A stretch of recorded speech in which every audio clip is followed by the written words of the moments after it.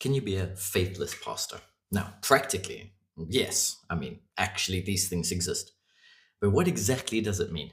A few days ago, I was sitting down with a pastor, and they don't quite have the same sense of faith or belief as you and I understand it. But they're still involved in a state church. This is in Switzerland. It's one of the state kind of run churches, a reformed church. And they're running this church. And I said to them, I said, well, what does the end of your life look like? What does your career look like over the next 10, 20 years? If you don't believe Jesus is God, if you don't believe that the resurrection did happen, if you don't believe that we will one day be with God in eternal life, there are two options for you.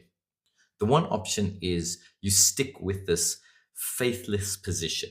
Ultimately, your church slowly, slowly dies. That we've seen through all state churches, particularly in Germany and Switzerland, the state churches are shrinking. On paper, they have hundreds of members, but on a Sunday morning, 10, 20 people, mostly old. You'll end up basically a faithless pastor in a small congregation doing a mediocre, not very important job. On the other hand, you could just kind of give in. You could say, fine, I might not rationally believe. Nevertheless, the evidence seems to indicate that those who go with this idea, those who go with the idea that Jesus is God, that he rose from the dead, that there is a future, that we will be with God one day, that there is eternal life, those who go with this kind of idea seem to inspire hope, energy, and even a sense of commitment in the congregation. So while even if you rationally, intellectually struggle to believe this idea, practically we see that this idea changes the world. It changes society.